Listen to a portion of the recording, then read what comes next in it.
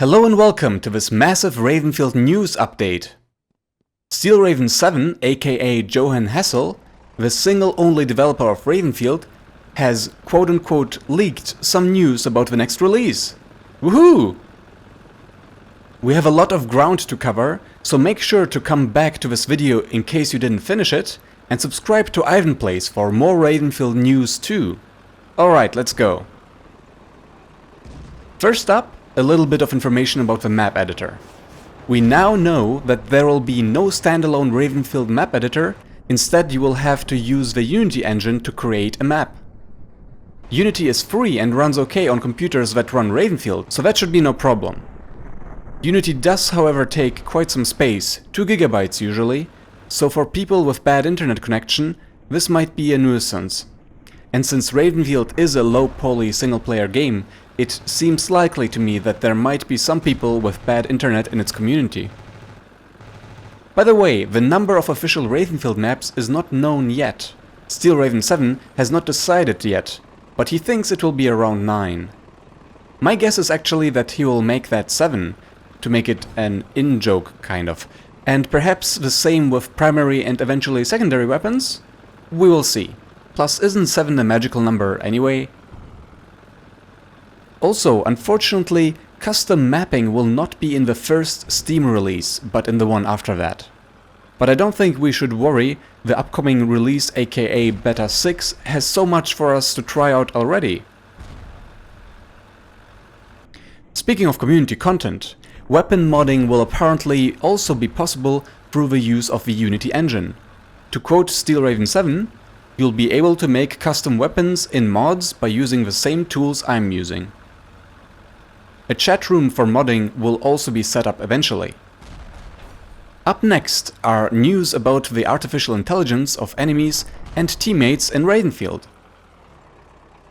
This screenshot was posted recently, and at first I thought, hey, this is just another progress report about squad movement, but we already know that you made bots behave in smarter looking ways, so what's the occasion? And only recently I realized that this means that it will be possible to play as the red team. So while this is a very nice demonstration of bots movement, Steel Raven actually indirectly confirmed with the screen cap earlier that it will be possible to play on the red team. In further screenshots, he shared the AI's ability to defend a base more systematically, even though the situation right here should be easily taken care of with a missile or a rocket hit. This makes me wonder though, does this all mean that binoculars are becoming useful, or will squad tactics controls be accessible in some other way? By the way, you can check out a video of me utterly failing to use the binoculars as they are working right now.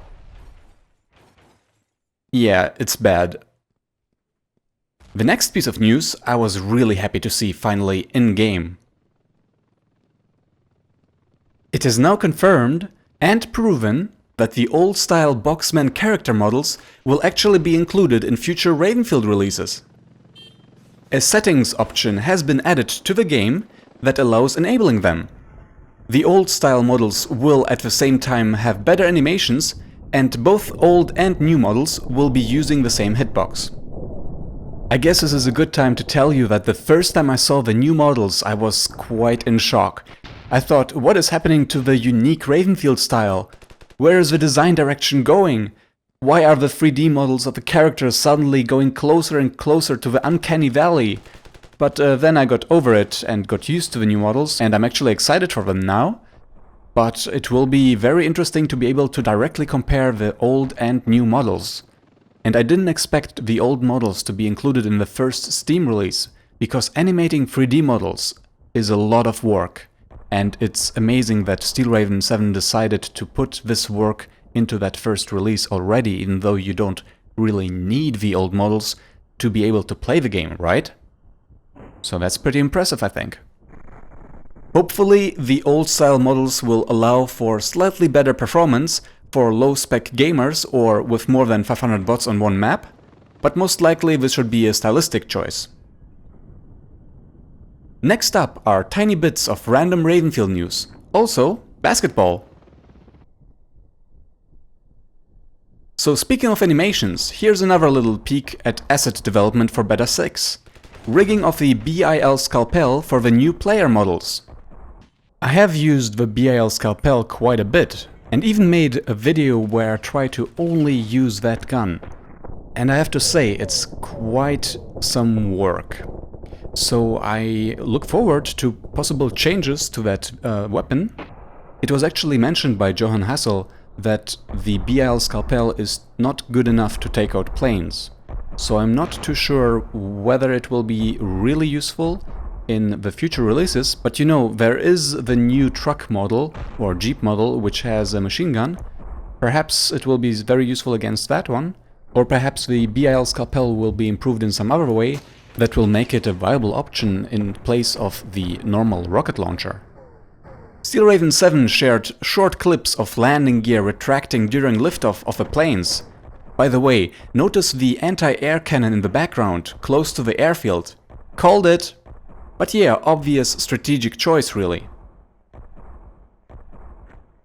However, I'm particularly glad that we also get to see a landing gear retraction fail clip. Classic. A little bit of map change news. The area in Dust Bowl next to the northwestern checkpoint will feature trenches, and if you look closely, you can see a machine gun emplacement. We still have to wonder though whether these emplacements are gonna be destructible or invincible. No info on that yet. Also, to those of you that weren't quite in the clear about this, Ravenfield will not have a story-based campaign. Instead, it will have a strategy-based map domination campaign. Just to clarify things. The final bit of small news is that there will be no takedowns in Ravenfield. So don't expect any fancy plot-heavy single-player first-person shooter animations like seen in Deus Ex, for example. Also, awesome bugs and basketball. Many viewers ask in the comments of my videos what Ravenfield's release date is. And still, there are only speculations out there and a little bit of subtle hinting.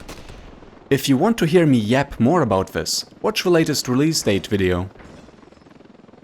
Steel Raven 7 commented on the release date recently yet again, and he continues to mention that the release date will be announced soon. And one of his explanations is that he will announce a release date when he knows exactly when he can deliver, which is why he hasn't announced a release date yet. So he continues to work, and it seems obvious that this is his first solo commercial project of this scale. So really, if the risk is telling us a release date and then disappointing us because something happened that he didn't foresee, why even announce a date? So that's what he's doing. So his basic answer is, when it's done. Only worded much more diplomatic, of course. In case you missed it, watch the previous Ravenfield News episode, which featured the new anti-air gun emplacement. It's a massive piece of equipment. You should stay tuned for a video of the first extensive Ravenfield mod soon. I already mentioned this in my 3000 Rockets livestream. You can still rewatch that one as well in case you missed it. Finally, check out johan-hassel's other games in the Steel Raven 7 playlist. You might not know it, but he has been actually working on game development for years now, at least publicly. Maybe he has been working even more without releasing anything. And his former games, which you can download for free, include a homage to a famous cinema film, as well as a parody of Metal Gear, with pixel art actually. He made a first-person puzzle/stealth game, which to me, as somebody who really liked Thief, is a great contribution. And he actually made a multiplayer online first-person shooter, which you can play on Windows, Mac and Linux. And many people from the Ravenfield community have actually been playing matches from time to time in Root Arena, which is the name of that game, which is very similar to Unreal Tournament, the super old 1999 version. These games are definitely worth a try, so at least take a look at the videos. Thank you for watching, and I hope to see you in the next video. Ciao!